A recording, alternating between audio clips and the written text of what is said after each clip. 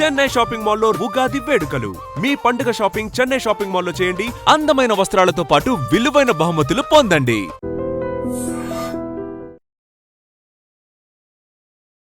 శ్రీలక్ష్మి గారు అప్పట్లో మీ హిట్ పేరు సుత్తివేలు గారా వీరభద్రరావు సుత్తివేలే. బ్రహ్మానందం గారు కూడా ఉన్నారు. నెక్స్ట్ బ్రహ్మానందం, ఫస్ట్ సుత్తివేలు గారు, నేను ఇన్నోసెంట్ భార్య, గడుసు మొగుడు అంటే ఈయన. అవన్నీ బాగానే వచ్చినాయి. సుత్తివేలు తర్వాత బ్రహ్మానందం, తర్వాత ఇంకా నూతన్ ప్రసాద్ గారు, అందరూ మొత్తం ఎంతమంది 40 మందో 50 మందో మేల్ ఆర్టిస్టులు కమెడియన్లు ఉన్నారు. అందరితో చేశాను నేను క్యారెక్టర్స్.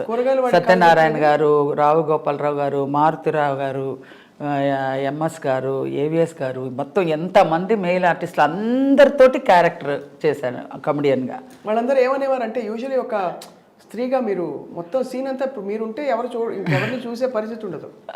మీరు బ్రహ్మానందం గారు అన్నప్పుడు అప్పుడు పోటాపోటీగా అఫ్ కోర్స్ మిగతా వాళ్ళందరూ కూడా చాలా సీనియర్ ఆర్టిస్టులు. అయితే మీ ఇద్దరికి మీరు బ్రహ్మానందం గారు ఉన్నారంటే మాత్రం భలే పండేది. ఒక అదే వాళ్ళు ఎలాగన్నా డామినేట్ చేద్దాం అనుకుంటారు, కానీ నేను చేయనట్టుగానే సరే చేయండి అని లాస్ట్ వచ్చేసరికి టక్ అంటాను. మొత్తం ఆ ఫ్రేమ్లో నేనే మిగులుతా. అంతే అది అయిపోయినాయి అండి, అది అయిపోయినాయి కదా. ఒకసారి ఒక ఎగ్జాంపుల్ చెప్తాను. రాజేంద్ర ప్రసాద్ గారు, రాలంగ నరసరావు గారు సినిమాలో మేము మొత్తం అందరు ఆర్టిస్టులు వరుసగా ఉంటారనమాట. ఉండి అందరూ లాస్ట్లో నాకు డైలాగ్ వచ్చింది. లాస్ట్లో నా డైలాగ్ వస్తే అందరూ చెప్పేసి లాస్ట్లో డైలాగ్ నా దగ్గరకు వచ్చేసరికి పట్మని వదిలేసేదాన్ని, అంటే రాక వదిలేసేదాన్ని. అబ్బా అనేవాడు రాజేంద్ర ప్రసాద్ అని. ఇప్పుడు మేమందరూ ఇంత ఇదిగా చెప్పాలా ఏంటి శ్రీలక్ష్మి అంట, ఏం చేయను నేను మర్చిపోయాను అంట. నిజంగా నేను మర్చిపోయాను, రాలేదు, సరే అయిపోయింది. ఇంకా పౌరుషం వచ్చేస్తుంది. 1, 2 అయ్యేసరికి 3వ పౌరుషంగా వచ్చేస్తుంది నాకు. ఎలాగైనా చెప్పేయాలి అని ఒక పట్టుదలలో ఉన్నప్పుడు బోడి ఇదేం చెప్తుంది, సింగనాథం ఇది కూడా టేకు ఇదేలే అనేస్తారు వీళ్ళందరూ. టేక్ అని చెప్పేస్తాను నేను చెప్పేస్తాను, ఇంకా టేక్ ఓకే అయిపోతుంది. ఇప్పుడు అమ్మో ఇది చెప్పేసి శ్రీలక్ష్మి చెప్పేసింది, బాబోయ్ నేను చెప్పదనుకుని నేను ఆదాపుగా మాట్లాడాను, ఏదో యథార్చగా మాట్లాడానండి. మళ్ళీ 1 మోర్ అండి, అమ్మో నేను శ్రీలక్ష్మితో 1 మోర్ చేయను, వెళ్ళిపోతారు డైరెక్టర్ గారు. ఈ ఉన్నావే ఇంతసేపు మేము బాగా చేసినప్పుడేమో చెప్పి చావలేదు, ఇప్పుడేమో నేను ఏం చెప్తుందిలే అని క్యాజువల్గా చెప్పినప్పుడు నువ్వు చెప్పేశావు. రాజేంద్ర ప్రసాద్ అమ్మో శ్రీలక్ష్మి దగ్గర ఒళ్ళు దగ్గర పెట్టుకొని చెప్పాలి మనం ఏం చెప్పినా అని. రెండోసారి చెప్పినా 3వసారి చెప్పినా ఒకవేళ చెప్పలేకపోతే ఎలాగైనా చెప్పేస్తుంది అని అలర్ట్గా చెప్తారు వాళ్ళు. అది ఒక దెబ్బ తిన్నారు, చెప్తుందిలే అనేసి చెప్పేశాడు. చెప్పేశాను నేను టేక్ అయిపోయిందా, అమ్మో నేనేదో యాదాచిగా మాట్లాడానండి. 1 మోర్ అండి 1 మోర్ అంతా లేదు, శ్రీలక్ష్మి దగ్గర 1 మోర్ లేవు, అంతే శ్రీలక్ష్మి చెప్పేస్తే అయిపోయింది పదండి అన్నారు. అలాగా నా దగ్గర వచ్చేసరికి అలర్ట్గా ఉంటారు ఎవరైనా సరే. నూతన్ ప్రసాద్ గారు కూడా ఒకసారి శ్రీవారికి ప్రేమలేఖలప్పుడు రిక్షాలో వెళ్తుంటే లాంగ్ షాట్ అనమాట, బంతి చామంతి ముద్దాడుకుందాములే ఆ పాట నేను పాడాలి. వాడు ఒకడికి కథ చెప్తాను, కథ చెప్పేసరికి వాడు గిలగిలా కొట్టుకొని పడిపోతాడు. కూరగాయలవాడు అది వేరే, ఇక్కడ ఒక రిక్షా వాడు కిల్లి కొట్టుకు వెళ్ళి వచ్చే లోపల ఇలా పడిపోతాడు. ఏమే నువ్వు కథ చెప్పావా అందుకే కొట్టుకుని చేస్తున్నాడు ఇక్కడ అంటాడనమాట. అది ఏమండి నేను ఒక కథ చెప్తాను అని ఆ పాట అదంతా లాంగ్ షాట్ పెట్టారనమాట. ఇదంతా ఇలాగ అది ఇది అని చెప్తుంటే, ఏమండి నాకు ఆ పాట రావట్లేదండి, మీరు పాడండి, లిప్ మూమెంట్ ఇవ్వండి, నేను పాడేస్తాను, నేను లిప్ మూమెంట్ ఇస్తాను, మీరు పాడేయండి. ఏమనుకుంటున్నావు, లాంగ్ షాట్ నేను పాడితే నువ్వు లిప్ మూమెంట్ ఇస్తావా నూతన్ ప్రసాద్? అదంతా కుదరదు, నువ్వు పాడు, వచ్చినట్టు నువ్వు పాడు, కెమెరా దగ్గరగా తీస్తారు, నీకు తెలియదేమో అది జూమ్ వెళ్తారు, నువ్వు అంత దూరంలో ఉన్నావు, నువ్వు పాడే నేను లిప్ ఇస్తాను అంటున్నావా అనేసి పాడు. ఎలా అయినా నేనే పాడాను అనుకోండి, ఆఖరికి కొంచెం హెల్ప్ చేయండి అంటే చేయలే. అలా ఉంటారు మగవాళ్ళు అంటున్నా. అదే మరి నేను వాళ్ళు అలా ఉంటారు, వాళ్ళతో ఇలాగ ఉండాలి, మనం ఇలా మేనేజబుల్గా ఉండాలి, వాళ్ళు డామినేటింగ్గా ఉంటారు, ఏమి తెలిసేది కాదు. నేను బోల్డ్గా చేసేసేదాన్ని, నేనే ఫ్రేమ్లో వచ్చేసేదాన్ని. ఏ మేల్ స్టార్ మీతో ఎక్కువ పోటీ పడేవారు మీ పేర్లలో? అందరూ ఈక్వల్గానే, అందరూ మామూలుగానే, నేను అందరితో ఈక్వల్గా బాగానే చేసేదాన్ని.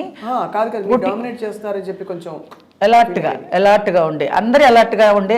ఆ కామెడీ సీన్ వచ్చేటప్పుడు అందరూ ప్రాక్టీస్ బాగా చేసే చేస్తాం. అంటే అది వరకు రోజుల్లో ఈ కుళ్ళులు కుతురంతరాలు అవన్నీ ఉండదు కదండి. చెప్పరు సపోర్ట్గా చెప్పరు, కానీ వాళ్ళ క్యారెక్టర్ వాళ్ళు డెవలప్ చేసుకుంటూ వెళ్తారు. కానీ నువ్వు ఇలా చేయమని నేను ఇలా చేయిస్తాను అని అనరు.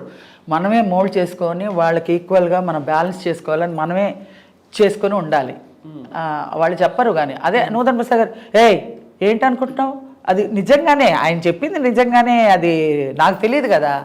ఆయన చెప్పింది లాంగ్ షాట్ అని నేను అనుకుని లిప్ ఇచ్చే పాడేయండి నేను పాడేస్తాను అంటున్నాను, కానీ అది తప్పు. అసలు అది నాది తప్పు. జూమ్ ఉంటుంది కదా, అది నా తప్పు. ఆయన వచ్చి జంజాల గారికి చెప్తున్నారు, శ్రీలక్ష్మి నన్ను పాడమంటుందండి, ఆమె లిప్ ఇస్తుందంట, లాంగ్ షాట్ అనుకుంటుంది, జూమ్ చేస్తాను ఆమె తెలియట్లేదు అని అన్నాడు. కంప్లైంట్ ఇచ్చారు. ఆ తర్వాత నాకు తెలియదు కదా, ఇలాంటివన్నీ జరుగుతూ ఉంటాయి. ఇలా ఓసారి అయితే చంద్రమోహన్ గారు పటాలను కొట్టేశాడు చెవు మీద.